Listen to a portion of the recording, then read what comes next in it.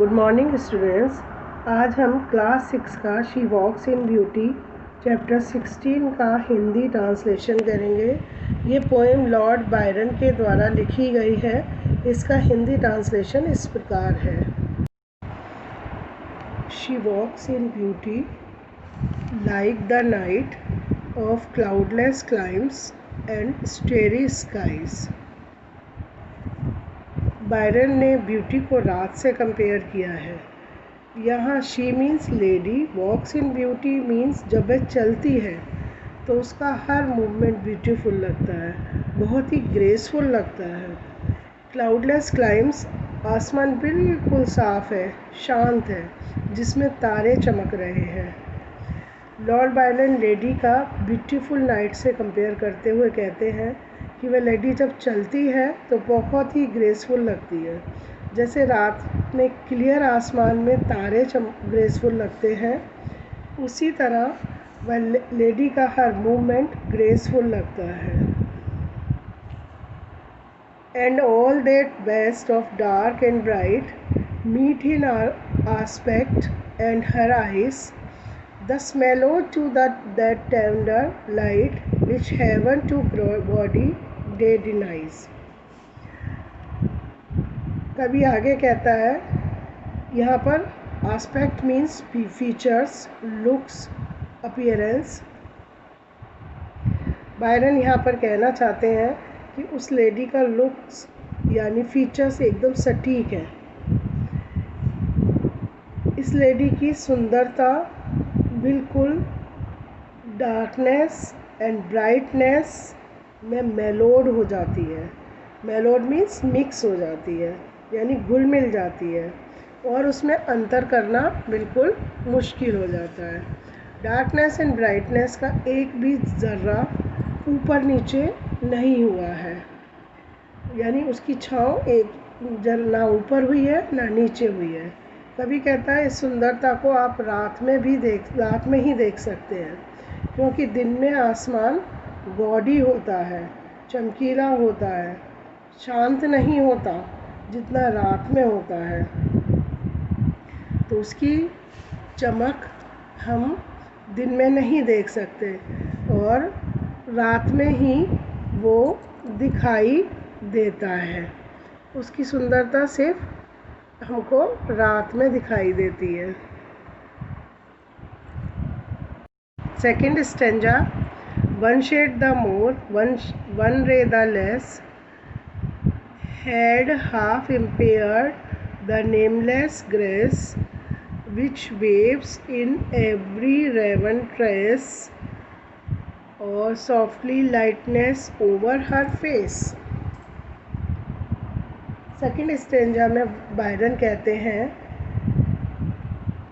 One shade impaired of means spoil करना, and nameless grace means बेनामी charm, बेनामी सुंदरता। कभी कहते हैं कि एक हल्का भी ज़र्रा अगर ज़्यादा हो या एक भी किरण कम हो इस लेडी की तो ब्यूटी कम हो जाती है। इस लेडी को कवि ने क्योंकि कवि को कोई नाम नहीं मालूम था, नेमलेस बोला है। नेमलेस मीन्स बिना नाम की। इस लेडी की ब्यूटी यानी चार्म अगर थोड़ी सी भी रे कम हो जाए या ज़्यादा हो जाए शेड, तो उसका चार्म आधा खराब हो जाता है, यानी इम्पेयर्ड हो जाता है, बैलेंस खराब हो जाता है। Which waves in very every raven tress, raven एक कौआ जाति का पक्षी होता है, एंड ट्रेस बालों को कहा जाता है। उस लेडी के जो काले बाल हैं उसमें भी ब्यूटी लहरों की तरह दिख रही है, और softly lightness over her face, where thoughts serenely sweet express, how pure how dear their dwelling place. यही सुंदरता बड़ी नाजुकता से उसके चेहरे को उजाले से भर रही है, क्योंकि इस ब्यूटी में उसका चेहरा भी जगमगा रहा है, जहाँ पर सीरेनली मीन्स बहुत ही पीसफुली, यानी उसके विचार बहुत शांति के साथ उसके चेहरे पर झलक रहे हैं। कवि कहता है कि इंटरनल एंड एक्सटर्नल ब्यूटी का बहुत ही अच्छा कॉम्बिनेशन है। And all that cheek and over that brow, so soft, so calm, yet eloquent। कभी कहते हैं कि लेडी के चीक्स यानी गाल और आईब्रो से ऊपर का माथा, जो भौं से ऊपर का माथा है, वह बहुत ही नाजुक शांत तरीके से बिना कुछ कहे उसकी सुंदरता को व्यक्त कर रहे हैं। एलोकेंट मीन्स व्यक्त करना, वर्णन करना, डिस्क्राइब करना। तो उसके जो गाल है और उसकी जो माथा है, बहुत ही नाजुकता और शांति से उसकी सुंदरता को वर्णन कर रहे हैं। The smile that win, the tint that glow, but tell of days in goodness spent, a mind at peace with all blow, a heart whose love is innocent। ये जो स्माइल है इस लेडी की, वह मन को जीत लेती है, और जो उसके शरीर की आभा है, टिंट मीन्स आभा, जो झलक रही है, वह ग्लो करती है। ये बताती है कि इस लेडी ने अपने दिल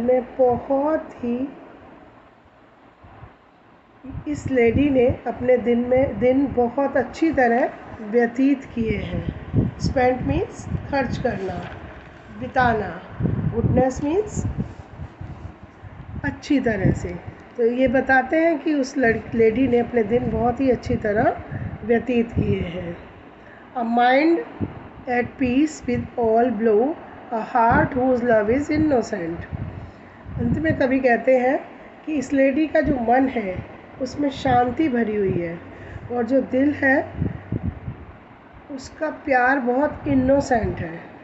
इस पोइम में बायरन ने शुरू में लेडी की एक्सटर्नल ब्यूटी का वर्णन किया है और बाद में इंटरनल ब्यूटी का वर्णन किया है।